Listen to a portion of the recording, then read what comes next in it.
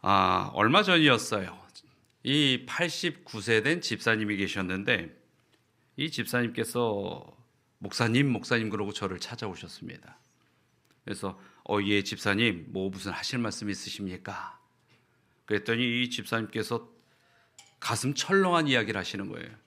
목사님 저 시한부랍니다. 그래서 아니 정정하셨던 분인데 갑자기 어디가 아프신 것일까? 아니 어디가 편찮으신데요? 그랬더니 지난주에 병원에 가서 이 검사를 좀 받았다고. 그랬더니 의사가 시한부라고 그런다고. 그래서 뭐 어떻게 할 수 있는 말이 없어요. 근데 이 집사님께서 저를 보시더니 근데 걱정은 마세요. 20년은 못 넘기겠답니다. 아마 종합검사를 받는데 그 의사가 이 집사님께서 나 어디가 안 좋아요? 어디 안 좋아요? 자꾸 그러니까 뭐 오래 살진 못할 것 같아요. 20년은 못 넘길 것 같습니다. 이렇게 얘기했답니다. 건강하시다는 얘기죠. 그래서 저는 그 말 듣고도 처음에 하도 놀래갖고 잘 못 알아들었어요. 그래서 89세에서 20년? 그래서 속으로 제가 그랬습니다. 참 집사님 욕심도 많으시다. 그러면서 이제 그 집사님하고 손잡고 한참 서로 이제 웃었습니다. 웃고 집에 딱 들어와서 생각을 하는데 문득 그런 생각이 드는 겁니다. 나는 몇 년 남았지? 이 번데기 앞에서 주름 잡으면 안 되는데 제가 좀 전에 이렇게 예배를 이제 준비하면서 들어오는데 제가 설마 하면서 주보를 다시 봤어요. 우리 오늘 사회이신 우리 윤 장로님, 제가 분명히 아는 장로님이거든요. 근데 여전히 이렇게 젊은 모습으로 아직도 또 사회를 보시고 잘 이해가 안 갔어요. 이름 성함을 보니까 맞아요. 그래서 제가 장로님께 여쭸어요. 장로님 전에 그 영동교회 계시지 않았어요? 맞다고. 왜 이렇게 정정하십니까? 그때 모습 그대로 계십니다. 제가 이 영동교회에서 목회 나오기 직전에 거기에서 학생 전도사를 했거든요. 벌써 그때가 한 36년 전인 것 같습니다. 36년 전쯤 된 것 같은데. 그래서 제가 깜짝 놀랐습니다. 그래서 이 제 인생을 함부로 가늠할 자리가 아니구나라는 생각은 했는데, 그래도 그 집사님하고 그런 일이 있은 후에 얼마가 남았는지는 제가 알 수가 있겠습니까? 그런데 그런 생각을 해봤습니다. 나는 지금 어떻게 살아가고 있지? 근데 어느덧 이제는 잘 생각하면서 살아야겠구나 하는 나이는 얼추 된 것 같아요. 이제 1, 2년이 지나면 저도 이제 환갑이 가까우는 것 같아요. 익숙하지 않은 숫자입니다. 그런데 낯설다고만도 할 수 없는 숫자예요. 아마 아이고 그래도 그때가 좋아요 하는 분들 여기 많이 계실 거라고 생각은 듭니다. 참 보면은 우리가 인생의 길에 있어 지금 내가 어떻게 살고 있는지를 생각지 않고 산다면 그처럼 어리석은 사람이 어디 있을까? 그렇게 또 한번 되뇌어 봅니다. 우리 이 대충회에 가면은 대충회에 한 벽면에 큰 그림이 있어요. 그 그림이 여러분들은 익숙한 그림일 겁니다. 한 번쯤들은 보셨을 그림이에요. 이 그림입니다. 그 그림의 제목은 The Christ of the Narrow Way. 그래서 이 좁은 문으로 가는 예수 그리스도, 좁은 문의 길이라는 그러한 그림입니다. 이 그림은 엘프레드 리라는 그 화가에게 이제 부탁을 하고 그려진 그림이에요. 근데 이 그림에 그려진 주제가 있습니다. 뭐냐면 엘렌 G 화이트 여사가 처음 본 첫 계시, 이 좁은 길로 가는 백성들에 대한 그 계시를 이렇게 그림으로 그린 것입니다.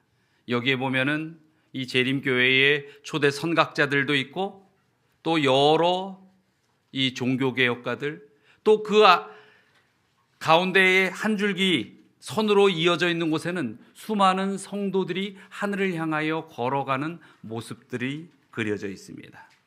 그리고 그 가운데는 예수님께서 계시고 예수님 뒤편에는 십계명이 적혀져 있는 돌비가 딱 그려 있죠.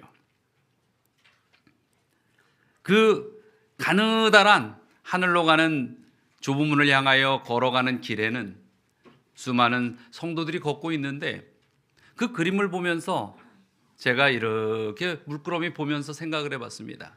나는 저 길 어디쯤 지나가고 있을까? 혹 그 길을 가다가 졸아서 그 벼랑에 매달려 있는 사람이 내가 아닐까? 아니면 떨어지려고 하는 사람, 이 뒷덜미를 잡아서 이러면 안 돼 하고 끄집어 올리면서 내가 지금 걸어가고 있을까? 우리 성도님들은 어디쯤 걸어가고 계십니까? 분명히 그 길 위에는 계시죠? 그 길 위에 우리가 없다라고 느껴지면 우리의 신앙은 빛을 잃어버립니다. 어둠에 쌓여지게 되는 것이죠. 저는 어렸을 때부터 사람 사는 모습에 참 관심이 많았어요. 제 보면은 저희 부모님들은 이렇게 사업을 하시고 또 어머니는 장사를 하시고 하셨는데, 제가 생각하기를 제가 요즘은 초등학교죠. 초등학교 들어가기 전부터 저한테 참 심부름을 많이 시켰던 것 같아요. 그러면 그때 제가 학교도 들어가기 전인데 버스를 타고 뭐 물건을 갖다 드리기도 하고 뭘 찾아오기도 하고 그런 일을 했었어요. 제가 자라난 고향이 서대문구 홍제동입니다. 그 홍제동에서 그 독립문이 있는 영천, 종로, 광화문 이런 쪽에 버스 한번 타면 가거든요. 지금도 그 번호도 기억해요. 74번 버스인데 그 버스를 타고 가서 이렇게 심부름했던 기억이 있어요. 근데 가면은 제가 항상 제 시간에 안 들어왔어요. 이 영천에 저희 고모님이 어떤 시장 안에서 장사를 하셨는데 거기에 심부름을 가면 꼭 볼 게 많지 않습니까? 그러니까 시장을 한참 돌고 뭐 하나 꾸역꾸역 쳐다보면서 그러고 왔었던 기억들이 많이 있습니다. 어쩌면 참 이 목회를 하면서도 그 습관이 여전해요. 일일이 다른 사람의 인생에 함부로 들어가기는 쉽지 않습니다. 그런데 우리 성도님들이 어떻게 살아가시는지 참 보면은, 여러분들 그 밑에 앉아 계시면 위에가 잘 보이죠? 위에서 보면 더 잘 보여요. 딱 이 설교하러 올라오면 뭐 어제 저녁에 부부싸움을 하고 오셨구나, 오늘 아침에 왜 이렇게 준비가 늦어 하고 한바탕 하고 오셨구나 하는 분들도 얼굴을 보면 잘 보여요. 그런데 우리 성도님들께서 과연 지금쯤 어디를 걸어가고 있을까? 이것은 이 목사들에게 있어서는 초미의 관심사입니다. 잘 걸어가고 계시겠지? 혹 어떠한 시련이 있지 않을까? 고통과 고민이 있어서 지금 흔들리고 계시지는 않을까? 어떤 분은 즐거워서 교회에 안 나오시는 분이 있고, 어떤 분은 이유를 듣지 않았는데 뭔가 마음에 불길한 느낌이 드는 결석하는 성도님들이 계셔요. 그런데 그것에 우리는 예민할 수밖에 없습니다. 왜냐하면 우리가 하나님을 믿고 따라가는 이 길은 우리의 생명과 관계된 길이기 때문에 그 길에 흔들림이 있다면 그 길을 우리는 예민하게 살펴보아야 할 수밖에 없는 것입니다. 자, 성경에 보면은 믿음의 조상이 나옵니다. 누구죠? 아브라함. 아브라함은 어떤 인생을 살았어요? 항상 성공하는 인생을 살았습니까? 그랬으면 참 우리가 신앙하는데 인간미 없었을 것 같아요. 저는 성경에서 그 믿음에 꽤 굳건한 그러한 우리의 선각자들이 실패하는 경험들을 그렇게 많이 담아놓은 것을 보면 우리에게도 희망을 주시기 위함이 아닐까, 그런 생각도 해봅니다. 우리 창세기 17장에 보면 이 아브라함의 한 사건이 나오죠. 하나님이 또 아브라함에게 이르시되 내 아내 사레는 이름을 사레라 하지 말고 사라라 하라. 내가 그에게 복을 주어 그가 내게 아들을 낳아주게 하며 내가 그에게 복을 주어 그를 여러 민족의 어머니가 되게 하리니 민족의 여러 왕이 그에게서 나리라. 아브라함이 엎드려 웃으며 마음속으로 이르되 백세 된 사람이 어찌 자식을 낳을까? 사라는 90세니 어찌 출산하리요 하고 아브라함이 이에 하나님께 아뢰되 이스마엘이나 하나님 앞에 살기를 원하나이다. 이 믿음의 조상이라고 불리우는 아브라함에게 하나님께서 말씀하십니다. 뭐라고요? 100세 된 아브라함아, 90세 된 사라야, 너에게 아들을 줄 것이다. 이 믿음이 좋다는 이 아브라함이 믿어요, 안 믿어요? 안 믿어요. 왜 안 믿어요? 왜 안 믿어요? 상식적으로, 의학적으로 이거는 인정될 수 없는 영역이기 때문에 그런 것입니다. 자, 그렇다면 여러분들에게 하나님께서 이 아브라함에게 나타나셨듯이 나타나셔서 말씀을 하셨다면 여러분은 믿어요, 안 믿어요? 여러분, 생각보다 이 신앙을 하는 수많은 백성들, 더군다나 이 현대 진리, 마지막 때의 기별을 진리로 붙들고 산다라고 하는 이 마지막 대쟁투의 보루와 같은 이 백성들이 세상의 상식의 성경을 이해하는데 혹시 문을 닫아놓고 있지는 않는지 고민해 봐야 될 때가 많이 있습니다. 오히려 큰 문제들은 믿어요. 기적과 같고 이해가 되지 않아도 철석같이 믿어요. 오늘 우리 성소년에 대한 말씀을 우리 서집사님께서 해주셨는데 그런 말은 성경을 분석하고 하면서 눈으로 보지 않아도 믿습니다. 근데 오히려 작은 내 일상에 하나님께서 역사하시고 이끄시는 일들이 받아들여지지 않거나 이해되지 않을 때 그것에 대하여 믿음을 보이지 못할 때가 참 많이 있습니다. 하나님 세상이 그런가요? 쉽지 않습니다. 만만치 않습니다. 아브라함도 자신이 가지고 있는 상식선에서 이해하지 못하는 이 아들을 주시겠다는 하나님의 말씀은 믿지 못합니다. 그리고 하나님의 말씀이 믿어지지 아니할 때 나타내는 아브라함의 반응은 오늘날 우리에게 믿음 연약할 때 나타내는 반응과 아주 일맥합니다. 어떻게 반응했어요? 이스마엘이나 하나님 앞에 살기를 원합니다. 이 말을 바꾸면 무슨 말이에요? 그냥 냅두세요. 있는 거나 잘 되게 여기서 요렇게 살게만 해주세요. 여기서만 축복을 주셔도 저는 충분합니다. 우리가 이 족한 줄 아는 신앙은 참 중요한 신앙입니다.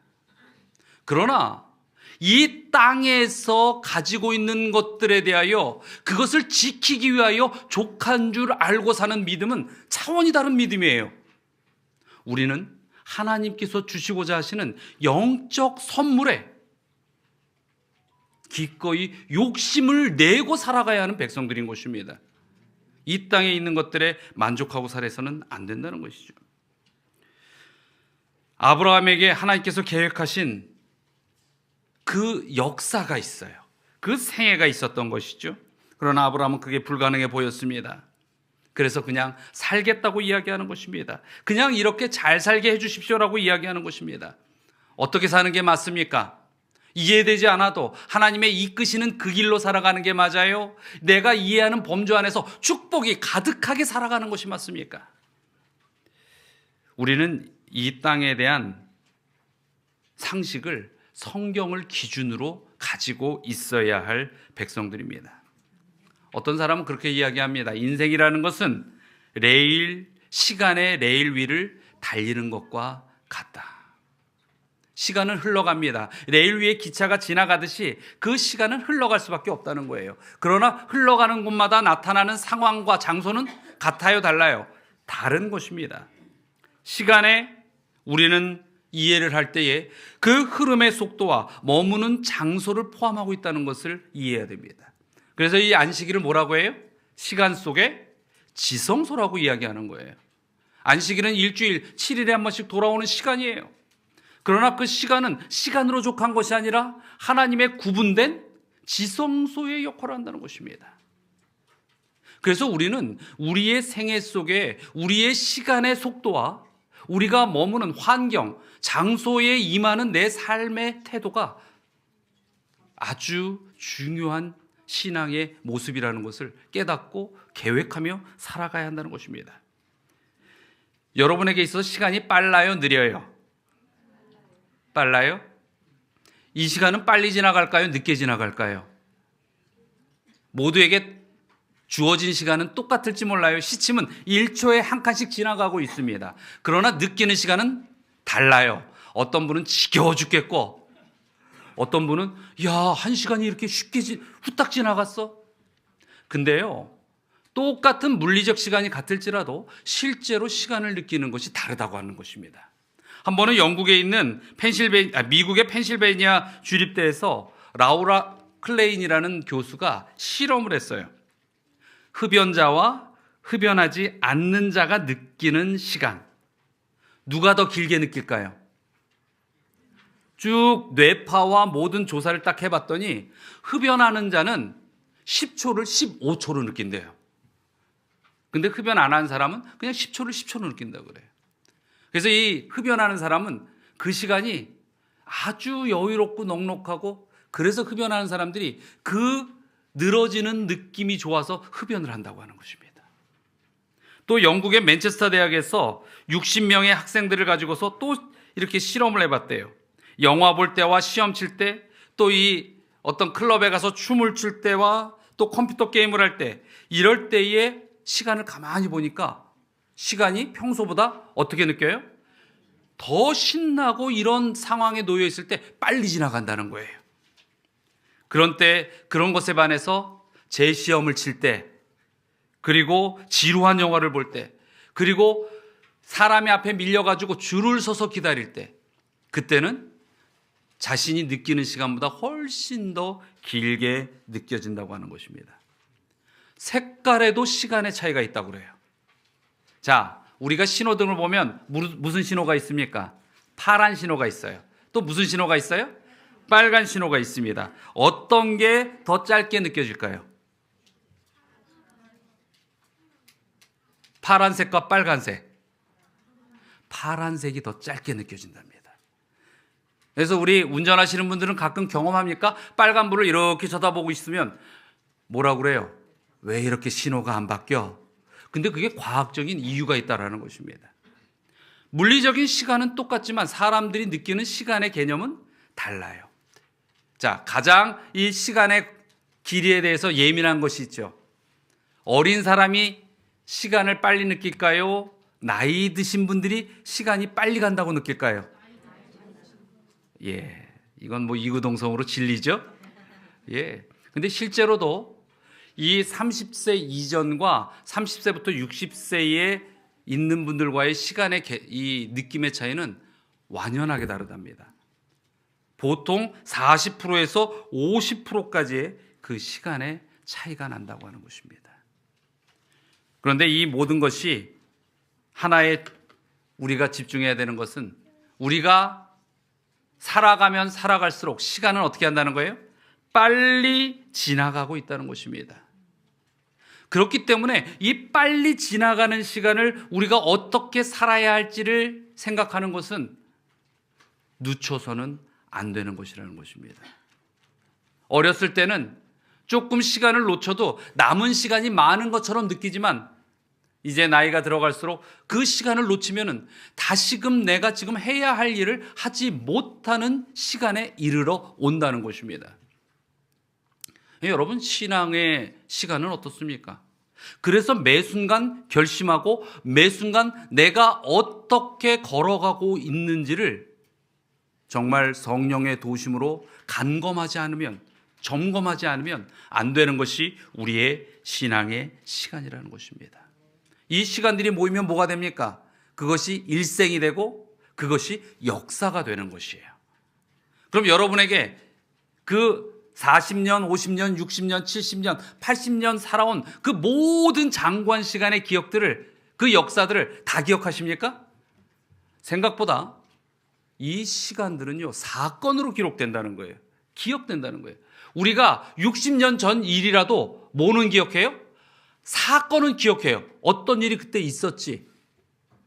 그러나 아무 사건 없이 그저 아침에 일어나서 세수하고 밥 먹고 학교 가고 돌아왔던 일상적인 일들, 그런 일들은 그런 일이 있었겠지라고 추측하지만 그때 무슨 일이 있었는지 정확하게 기억되지는 않아요.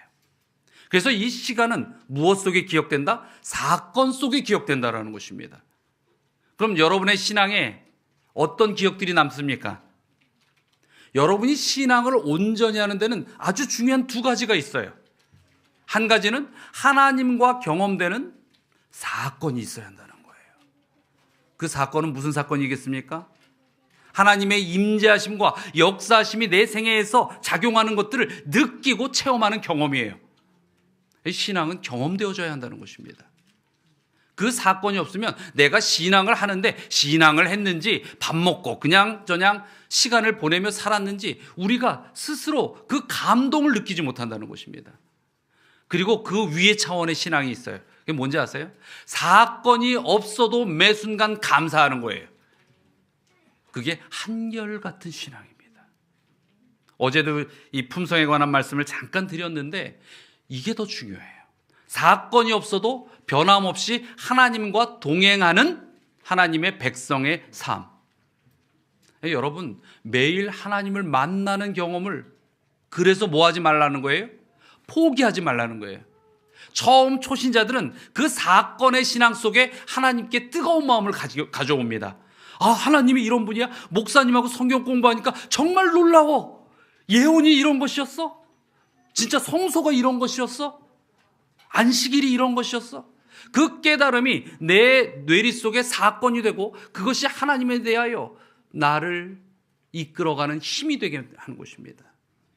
그런데요, 그 힘은요, 시간과 세상에 사단이 집어넣는 수많은 일들 가운데 희석되어 버립니다. 그래서 사건으로 하는 신앙은 항상 뭐만 해요? 감동적인 자극만을 찾게 돼요. 그래서 어떤 성도들은 이 하나님의 말씀도 쇼핑하듯이 이 말씀 쇼핑하는 분들이 있다고 그래요. 좀 더 자극적이고 좀 더 내 머리를 꽝 때리는 기별이 뭐가 없을까? 여러분, 그러나 진정 하늘까지 가는 신앙에 하나님께서 원하시는 모습은 충격적인 신앙이 아니라 한결같은 신앙임을 기억하시게 되길 바랍니다. 우리 이 인간의 역사 가운데 근현대에 있어서 가장 세상의 역사를 뒤바꾼 두 사건이 있었죠. 1차 대전과 2차 대전이었습니다. 1차 대전은 1914년에 일어납니다. 7월 28일 날 오스트리아가 세르비아에 대한 선전포고를 하면서 1차 대전이 일어나요. 이때 많은 나라들이 그 1차 대전에 몰입합니다. 그리고 1918년 11월 11일 그 독일이 항복을 선언하면서 1차 대전이 종결됩니다. 1차 대전이 끝나고 독일은 엄청난 경제난에 휩싸이게 됩니다. 여기 보면은 이게 뭐냐면 그 당시에 1차 대전이 끝난 독일의 현실에 한 아이가 뭐를 이렇게 블록 쌓듯이 쌌습니다. 이게 뭔지 알아요? 돈이에요, 돈뭉치. 근데 이렇게 싼 돈뭉치 갖고 하는 게 뭔지 아세요? 밀가루 한 봉지예요. 경제가 완전히 무너졌습니다. 이때에 이 물건과 돈 갖고 돈을 많이 번 사람들이 있었어요. 그들이 누구였냐면 유대인들이었습니다. 독일 사람들은 자신들은 어려운데 그 어려운 것을 이용해서 부자가 된 유대인들을 그래서 싫어하게 된 거예요. 그리고 이 나라가 더 이상 이렇게 살아갈 수가 없었어요. 그때 한 사람이 일어납니다. 그게 누구예요? 히틀러였어요. 히틀러가 도저히 이렇게 살 수 없다라고 하면서 1939년 9월 폴란드를 침공합니다. 이때 일어난 게 2차 대전이에요. 여러분 보면은요, 뭐 이 전쟁이 전 세계의 많은 역사적 흐름을 바꿨습니다. 그런데 이때에 유태인들이 몇 명이 죽었는지 알아요? 600만 명이 죽었습니다. 그리고 이 2차 대전으로 인하여 7,300만 명이 사망을 하게 됩니다. 누구의 선택으로? 한 사람, 히틀러의 선택으로 그 죽음의 역사가 이루어진 것입니다.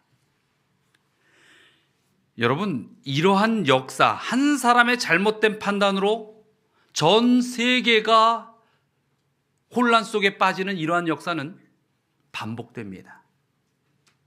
우리는 성경의 예언을 보면서 어제 이제 목사님과도 식사하면서 그런 이야기를 주셨어요. 근데 저도 동의했습니다. 정말 성경에 이 마지막 때의 사건들이 어떻게 일어날까? 지금 세상을 보면 그게 일어날까? 한 사람만 사단의 움직임에 동의해도 일어날 수 있는 일입니다. 여러분, 이 말씀을 왜 드리는가? 우리가 살아가고 있는 이 역사의 시간표가 어떤 시간인지를 알고 살아야 우리가 어떤 길을 갈지 결정하고 확신할 수 있지 않느냐라는 것입니다. 이 히틀러라는 한 사람이 수많은 사람의 생명을 앗아갔듯이 어쩌면 우리나라가 요즘 참 어렵지요. 그런데 그 몇몇 사람들의 잘못된 선택으로 인하여, 때로는 그 몇몇 사람들이 만들어내는 어떤 상황으로 인하여 지금 수많은 기업들이 도산하고 있습니다. 수많은 우리 국민들이 경제적 어려움을 호소하고 있어요. 이상하죠? 뭐가 이상합니까? 이게 세상입니다. 이 세상은요, 예수 그리스도 한 분으로 인하여 구원이 이루어졌지만 세상에 몇몇 잘못된 일들로 인하여 모든 인류가 어려움을 당할 수도 있는 것이 바로 사단이 만들어 놓은 이 세상입니다. 이 안에서 우리가 어떻게 살아야 할지, 그래서 성경은 역사를 우리가 지혜롭게 기억해야 한다고 이야기합니다. 옛날을 기억하라. 역대의 연대를 뭐하라? 생각하라.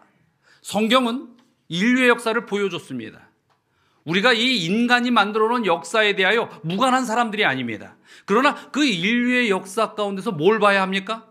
하나님의 역사의 시간표는 어떻게 흘러가고 있는지, 그것을 우리는 보고 살아가야 하는 것입니다. 성경에 하나님의 역사를 정확하게 그려 놓으셨습니까? 그려 놓았어요. 우리 요한계시록 12장 17절, 너무나도 유명한 성경절이죠. 용이 여자에게 분노하여 돌아가 그 여자의 남은 자손 곧 하나님의 계명을 지키며 예수의 증거를 가진 자들과 더불어 싸우려고 바다 모래 위에 서 있더라. 여러분, 이 대쟁투의 역사는 어제 오늘의 역사가 아닙니다.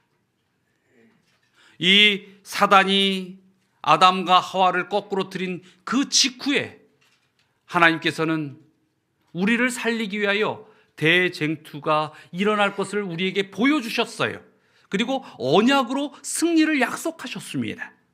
창세기 3장 15절에 이 옛 언약이라고도 하고 첫 언약이라고도 하지요. 내가 너로 여자와 원수가 되게 하고 내 후손도 여자의 후손과 원수가 되게 하리니 여자의 후손은 내 머리를 상하게 할 것이요 너는 그의 발꿈치를 상하게 할 것이라. 이 시간에 우리가 예언을 살필 시간은 아닙니다. 그러나 이것은 살피기 위해 살피는 것이 아니라 우리가 머릿속에 딱 새겨놓고 우리의 인생의 설계도를 그려야 하는 것이죠. 여러분, 한순간도 하나님의 말씀이 여러분의 인생을 그리는데 지워져서는 안 되는 것이에요. 우리의 인생은 하나님의 역사의 청사진 위에 그려져야 하는 것입니다. 이것은 성경 연구할 때만 배워야 하는 것이 아니고 우리의 삶의 기준점이 되어야 한다는 것입니다. 자, 여기 우리는 선악의 이 싸움에 구분점을 다 알아요. 여자는 무엇이고 여자의 후손은 무엇이고 발꿈치를 상한다는 것은 어떤 의미고 여기서 너라 표현된 뱀 마귀는 어떤 존재이고 그의 후손과 그 머리를 상함의 의미가 무엇인지를 우리는 다 기억하고 살아가야 하는 것입니다. 중요한 것은 우리의 인생이 어느 편에서 세워놓은 그 길을 걷고 있느냐라는 거예요. 그래서 다시 질문하는 겁니다. 나는 지금 어떻게 살아가고 있지? 여러분, 우리가 어떻게 살아가는지를 결정하는 것은 그래서 참 중요한 일입니다. 이 추종각인이라는 말이 있어요. 오스트리아에 로렌츠라는 동물학자가 있었습니다. 그런데 이 동물학자가 가만히 보니까 우리가 너무나도 상식적으로 잘 아는 한 모습을 눈여겨 이렇게 보고 있었어요. 그게 뭐냐면 오리가 이렇게 걸어가는데 뒤에 뭐가 쫓아가요? 오리 새끼들이 쪽쪽쪽쪽쪽 쫓아가는 거예요. 그래서 이 동물학자가 그래? 한번 좀 실험을 해보자 해가지고 이 로렌츠라는 동물학자가 그 오리의 둥지에서 알을 절반을 훔쳐왔습니다. 훔쳐와서 절반은 어미 오리가 품고 절반은 자기가 이렇게 그 열 전등을 해가지고 거기에 항상 자기가 이러고 품듯이 지켜보고 있었어요. 이제 날짜가 지나서 오리가 부화를 했습니다. 그랬더니 어미가 품은 오리는 누굴 쫓아가요? 어미를 쫓아가요. 근데 이 동물학자 로렌츠가 품은 오리는 누구를 쫓아가요? 자기를 쫓아가요. 우리는 상식적으로 알죠. 오리는 처음 알에서 딱 깨어났을 때 보여지는 그 대상, 자기를 품은 그 대상을 무엇으로 봐요? 어미로 보는 거예요. 오리가 거울을 봐요? 거울 안 봐요. 근데 신기하죠? 사람의 얼굴인데 그 사람 처음 본 그 얼굴을 어미로 기억하는 것입니다. 그게 뭐냐면 추종각인이라는 거예요. 이 추종각인이 이루어지는 건데 이것이 뭐냐면 태어나서 본 그 모습을 어떻게 한다는 겁니까? 새긴다는 거예요. 무엇으로? 자신의 어미로 새기고 살아간다라고 하는 것입니다. 여러분, 우리가 생명의 길을 걸어가는 인생을 살으려면 오리보다 좀 더 나아야 돼요. 아무 개념 없이 그냥 보여줬다고 새기는 것이 아니라 우리가 볼 것을 바라보고 바라본 예수 그리스도가 우리에게 어떻게 돼야 돼요? 새겨져야 하는 것입니다. 그 새겨지는 것이 무엇입니까? 우리에게 예수 그리스도의 옷이 입혀지는 칭이고 또 이 마지막 때에 짐승의 표와 대항해서 우리가 가져야 할 하나님의 인의 증거인 것입니다. 우리 잠언 3장 3절에 보면 이렇게 말씀하고 있습니다. 인자와 진리가 내게서 뭐하게 하지 말며 새겨져서 떠나게 하지 말고 그것을 내 목에 매며 내 마음판에 새기라. 인자와 진리. 예수님께서 뭐라고 하셨어요? 내가 곧 길이요 진리요 생명이니라고 말씀하셨습니다. 자, 우리 이 진리불교회 성도님들께서는 예수님께서 여러분에게 새겨져 계십니까? 어떻게 새겨져 계세요? 혹시 보이지 않는 곳에 예수 이렇게 문신하셨어요? 여러분, 이 예수 그리스도께서 우리에게 새겨지는 것, 내가 새겨진 삶을 사는지 안 사는지를 어떻게 하면 알 수 있을까요? 에베소서 4장 30절에는 그 하나의 힌트를 주고 있습니다. 자, 다 같이 한번 읽어볼까요? 하나님의 성령을 시작.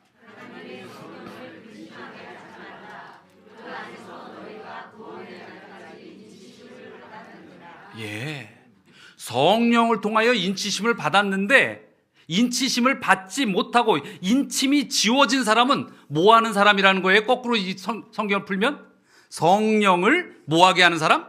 근심하게 하는 사람이라는 것입니다. 이 근심하다라는 것은 헬라어로 리페오라는 단어를 쓰고 있어요. 이 리페오라는 단어에는 여러 가지 의미를 함축하고 있는데 그것은 아프게 하다, 괴롭히다, 슬프게 하다라는 그런 의미를 가지고 있어요.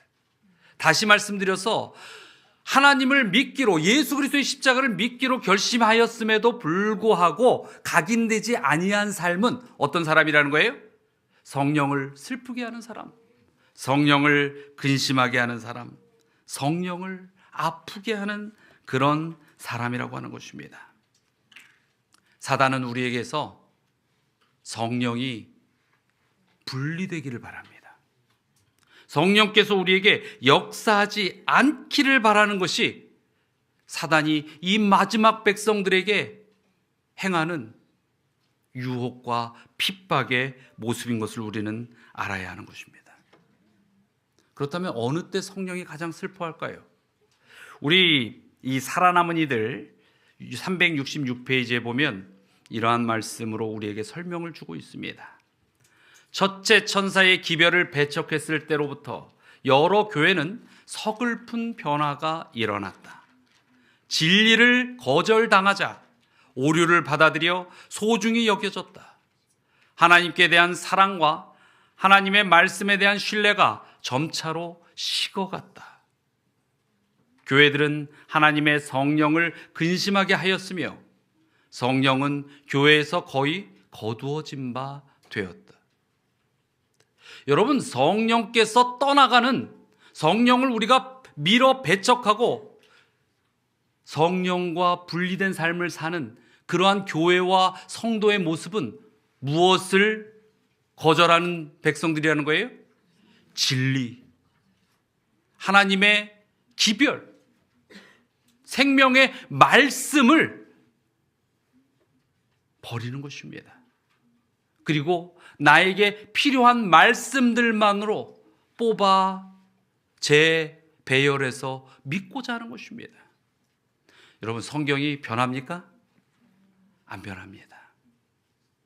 100% 다 이해하는데 우리가 너무나 어려움을 겪지만, 그러나 성경의 진리의 빛을 이해할 수 있도록 우리에게 성령께서 역사하셔서 그 빛을 비추어 주셨습니까?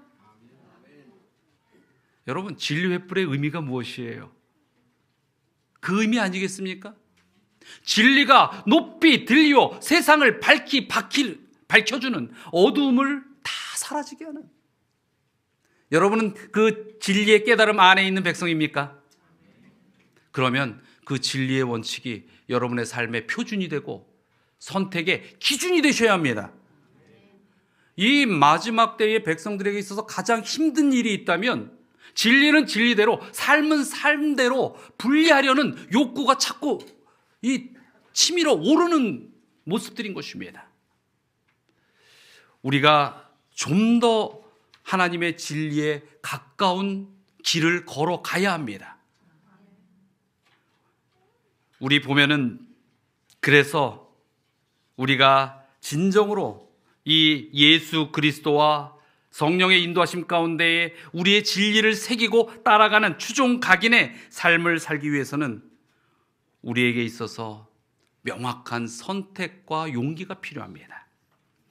우리 사도행전 7장에 보면 스데반의 그 유명한 설교가 나옵니다. 스데반이 예수 그리스도의 구원의 십자가를 설명하면서 그 죽음 직전에 설교를 하는데, 그 설교의 한 대목에 이런 모습이 있어요. 내 백성이 애굽에서 괴로움을 받음을 내가 확실히 보고 그 탄식한 소리를 듣고 그들을 구원하려고 내려왔노니 이제 내가 너를 애굽으로 보내리라 하시니라. 예수 그리스도의 십자가를 설명하면서 이 스데반은 무엇을 설명하고 있어요? 출애굽의 하나님의 인도하심을 설명하고 있습니다. 그런데 하나님께서 이 애굽 백성을, 이 이스라엘 백성을 애굽에서 가나안으로 이끌어내실 것처럼 우리를 이 땅에서 건져내어 하늘로 옮기겠다라는 그 말씀을 예수 그리스도의 십자가에 비추어 설명하는 것이죠. 그런데 그 백성을 구원하는 하나님의 마음이 뭡니까? 하나님께서 뭐 하셨어요? 보셨어요. 여러분을 보고 계십니까? 그리고 뭐 하셨어요? 외치는 소리를 들었어요. 하나님께 여러분 외치고 계십니까? 뭐라고 외치십니까? 하나님, 저 여기 있습니다. 제가 아직도 연약합니다. 하나님의 도우심의 손길이 저를 붙들어 끌어 올려주셔야 합니다. 그리고 어떻게 하셨어요? 그 소리가 있는 곳으로 내려오셨어요. 하나님께서 우리에게 역사하시는 것처럼 우리의 삶도 하나님께 그렇게 바쳐지기를 하나님께서는 요청하십니다. 그래서 어떻게 해야 됩니까? 하나님을 바라보아야 합니다. 우리 출애굽 과정 속에서 하나의 사건이 일어나죠. 민수기 21장 5절입니다. 백성이 하나님과 모세를 향하여 원망하되 어찌하여 우리를 애굽에서 인도하여 내어 이 광야에서 죽게 하는가? 이곳에는 먹을 것도 없고 물도 없도다. 우리 마음이 이 하찮은 음식을 싫어하노라 하매. 예, 이스라엘 백성들이 구원의 하나님의 그 구원의 손길을 부담스러워합니다. 싫어합니다. 과거를 더 그리워합니다. 이때에 이들에게 뭐가 내렸어요? 불뱀이 나타났어요. 21장 9절입니다. 모세가 놋뱀을 만들어 장대 위에 다니 뱀에게 물린 자가 놋뱀을 쳐다본 즉 모두 살더라. 여러분, 이 성경의 역사에 있어서 큰 테마는 뭐예요? 사단은 우리를 죽게 했고 그 죽을 자도 예수 그리스도를 바라보면 살겠더라. 살 것이다라는 것입니다. 우리 믿음과 희망 행함 69페이지에는 이 구리뱀에 대한 사건에 대하여 좀 더 깊은 이해를 우리에게 주고 있습니다. 구리뱀을 바라보는 것으로 우리가 치료가 될 수 없어, 그것에는 생명이 없어라고 말했다고 가정해보라. 그러나 믿음으로 바라봄으로써 그들은 하나님께서 되리라고 말씀하신 그대로 치유되었다. 바라본 자들은 살아났다. 그것을 논쟁하고 설명하기 위하여 멈추어 선 자들은 죽었다. 우리는 어떻게 해야 하는가? 바라보고 살라. 여러분, 이 하늘 가는 길은요, 그 길 위에 서 있다고 해결되는 게 아니에요. 이 하늘 가는 길, 생명의 길은 뭐 해야 하는 거예요? 걸어가야 하는 것입니다. 살아있는 것은 움직이게 돼 있어요. 살아있다고 해도 움직이지 않으면 죽은 것과 다르지 않다는 것입니다. 그래서 하나님의 백성은 어떻게 해야 합니까? 움직여야 합니다. 어떤 길을? 믿음의 길, 구원의 길, 생명의 길로 움직여 가야 하는 것입니다. 여러분은 어떻게 움직이고 있어요? 지난 한 주 동안 생명길을 걷기 위하여 어떻게 움직이셨습니까? 아이고, 목사님, 제가 마음으로는 마라톤도 뛰었습니다. 여러분의 생각이 뭐가 돼야 돼요? 삶의 모습이 돼야 돼요. 아무리 우리 마음에 사랑이 있다고 한들 맨날 만나면 잔소리만 하고 핀잔만 하고 윽박 지르면 그게 사랑이겠습니까? 손자를 사랑하고 자녀를 사랑하면 그 사랑이 내 모습 속에서 그 받는 대상이 사랑으로 느껴야 사랑인 것입니다. 여러분께서 신앙을 한다라고 외치는 것이 중요한 것이 아니라 그 신앙길에 뭐 해야 하는 거예요? 걸어가고 있어야 합니다. 그리고 그냥 걸어가는 것이 아니라 바라보고 목적지를 알고 걸어가는 것이 중요합니다. 왜 이 당연한 말씀을 또 이 시간에 강조할까요? 그것은요, 이 세상의 우리의 삶의 시간표들은 너무나 가고 싶은 곳을, 아니 가야 할 곳을 많이 만들기 때문인 것입니다. 여러분, 선택하셔야 됩니다. 이 선택은 매일이에요. 매 순간입니다. 내가 하나님의 길을 가고 있는지, 여전히 내 마음속에 욕구로 가지고 있는 세상길, 아니면 포기하지 못하고 있는 그 길을 지금도 가고 있는지, 언제까지 그러실 겁니까? 선택은 지금입니다. 걸어가야 하는 나의 인생은 지금 걸어가는 그 길이라는 것입니다. 청년에게 보내는 기별 138페이지의 말씀입니다. 사람을 죄의 강력한 동맹으로부터 분리시킬 수 있는 것은 십자가의 능력밖에 없다. 이 선택도 내 믿음이 대단해서요, 내가 배짱이 좋아서요, 내가 머리가 똑똑해서요, 아니라는 겁니다. 울부짖으며 하나님께 무릎 꿇고 자복하며 도움을 요청해야 가능한 것입니다. 죽으나 사나 우리는 그래서 예수님을 찾을 수밖에 없어요. 붙들 수밖에 없는 것이 우리의 인생 길이라는 것입니다. 제가 어제 저희 아들 얘기도 잠깐 드렸습니다만, 그 아이가 미국을 갈 때 정말 하나님께서 놀라운 경험을 이 아이에게 주셨어요. 솔직히 목회자의 일반적인 모습 속에서 이 아이가 유학을 간다고 할 때 말리고 싶은 마음이 반이었습니다. 감당할 수가 없기 때문에. 이 쉬운 길이 아니었어요. 재정적으로든지 여러 가지 모든 형편들이. 근데 작년 4월에 제 아들이 갑자기 이제 병원을 그만두고 유학 가겠다고 준비하고 딱 이 비자 인터뷰를 봤어요. 보기 좋게 떨어졌어요. 너는 미국 못 간다라고 딱 한 거예요. 근데 이 아이 너무 실망하는 겁니다. 하나님께 그렇게 매달리고 기도했는데. 그때부터 다시 준비를 했어요. 그리고 이제 5월 달에 떨어졌는데 11월 달에 다시 날짜가 잡혔습니다. 비자가. 근데 그 사이에 무슨 일이 있었는지 알아요? 미국의 대통령이 바뀌어서 당선이 됐어요. 근데 이제 이 대통령이 바뀌면은 미국 들어가기가 더 힘들다고 그래요. 근데 다행히 이 취임식이 1월 달이에요. 근데 11월 달에 잡혀서 이제 12월 3일 날 잡혔는데 마지막 기회인 것입니다. 한번 떨어져 놓으니까 더 힘든 거죠. 그래서 별의별 준비를 했어요. 딱 갔습니다. 갔는데 유학원에서 괜찮다고 했는데 사진 때문에 못 들어갔어요. 너 이거 오래된 사진이다. 그래가지고 부랴부랴 뛰어가지고 1분 남겨놓고 들어갔습니다. 그랬더니 제일 인터뷰하는 여러 창고에 있는데 한 창고에 제일 끝에 딱 섰어요. 섰는데 앞에를 딱 보니까 어느 한 뚱뚱한 이제 인터뷰하는 영사 딱 있는데 자기 앞에 거짓말 안 하고 한 10대 명이 섰는데 한 명 빼고 다 떨어졌어요. 옆줄은 간간히 잘 이렇게 패스가 되는데 계속 떨어지는 것입니다. 근데 보면은 누구와 인터뷰하느냐도 참 중요하다고 그래요.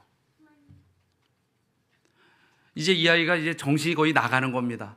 두 번째 떨어지면 이제 뭐 희망이 없는 거죠. 딱 기다리는데 앞에 한 여대생이 있었어요. 근데 그 여대생도 떨어졌어요. 떨어졌는데 이 앞에 있는 여청년이 자기가 그걸 납득을 못 하는 겁니다. 그래서 인터뷰하는 분을 붙들고 내가 왜 떨어졌냐 따지는 겁니다. 근데 더 이상 얘기할 거 없다. 넥스트 하고 저희 아들을 불렀다고 그래요. 딱 일어섰어요. 일어섰는데 자리를 안 비켜주는 겁니다. 4번을 불렀다고 그래요. 그 사이에 한 15분이라는 시간이 지나갔어요. 그때 한 직원이 오더니 너 왜 여기 서 있냐? 끝났으면 빨리 나가라 그러는 겁니다. 딴 데는 다 끝났어요. 이제 실갱이하는 여청년과 저희 아들만 남았다는 것입니다. 그러더니 이 직원이 상황을 보더니 너 여기서 인터뷰는 못할 것 같다. 그러더니 딱 끌고서 복도로 데리고 가더라는 겁니다. 복도로 데려갔는데 조그마한 한 방이 있는데 그 방에 딱 넣더래요. 근데 아무도 없어요. 잠깐 여기 기다려라. 누가 올 것이다. 한 10분을 기다렸는데도 아무도 안 온 겁니다. 속이 타는 거죠.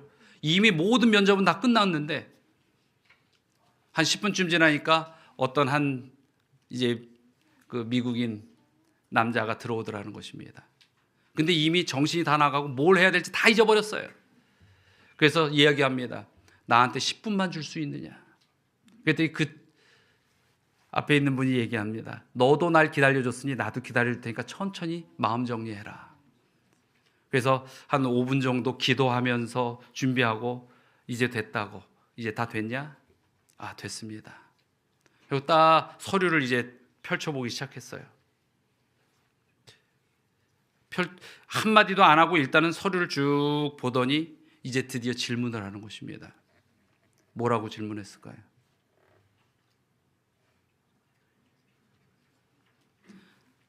Are you Adventist? 너 재림교인이냐? 제7안식일 예수 재림교인이냐? 묻는 것입니다. 그래서 그렇다고 대답했어요. 그랬더니 또 묻더랍니다. 너 중간에 교회 다니기 시작한 교인이냐? 원래 모태교인이냐? 그래서 우리 아빠가 이 교회에서 봉사하고 있는 분이다. 그러더니 한참 이제 이것저것 질문하면서 자기 친구가 재림교인이라 한번 물어봤다 그러더래요.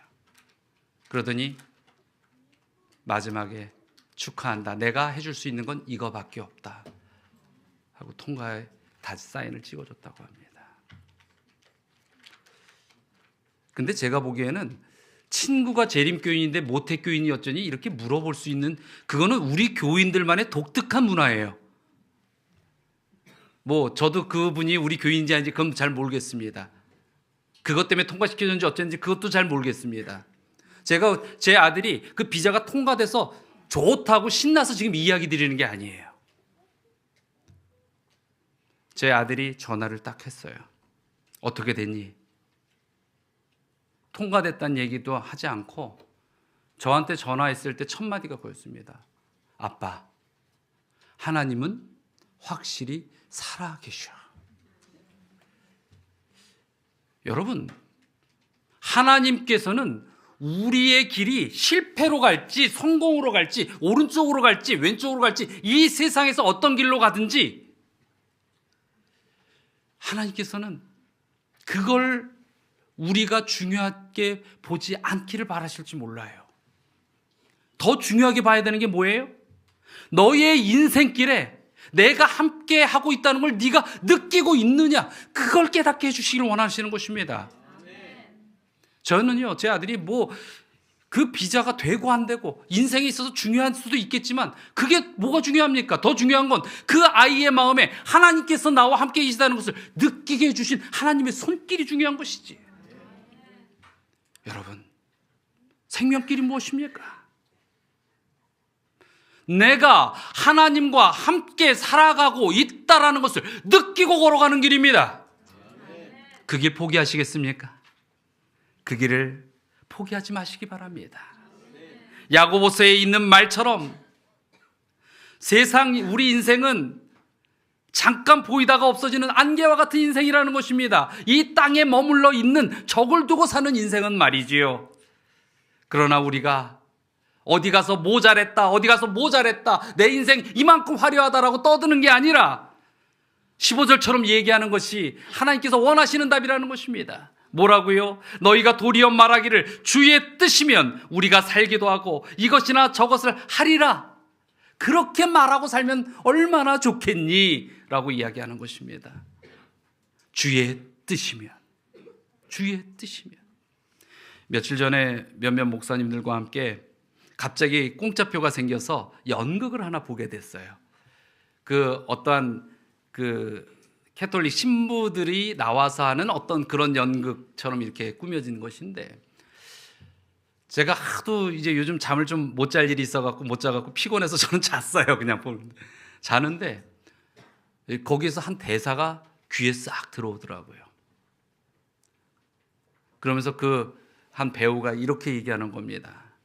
여러분, 저 들판에서 네이크로바를 찾으려고 헤매던 적 있지 않습니까? 여러분도 그런 기억 있습니까? 예. 그리고 네이크로바를 하나 딱 찾으면 기뻐요, 안 기뻐요? 이야, 오늘 나에게 좋은 일이 있겠구나. 여러분, 네이크로바의 말뜻이 뭔지 아십니까? 행운이에요, 행운.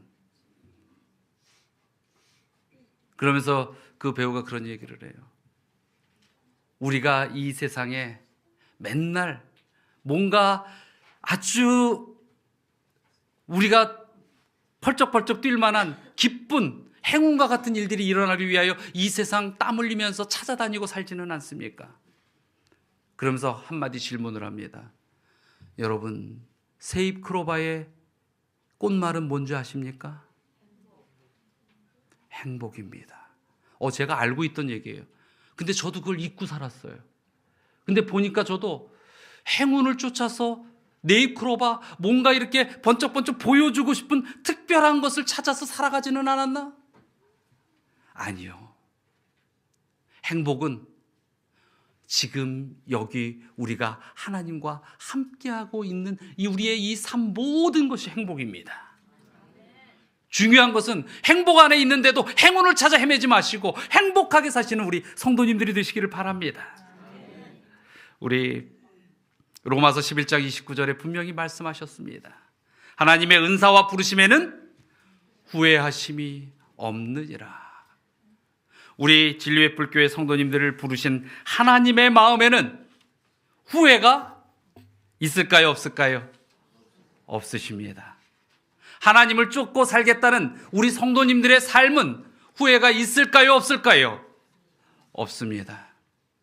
하나님을 끝까지 선택하시고 이 생명의 길 끝까지 곁길로 넘어지지 마시고 매 순간 하나님의 뜻, 진리의 등불을 들고 살아가시는 우리 성도님 되시기를 간절히 바라면서 오늘 말씀을 마치도록 하겠습니다.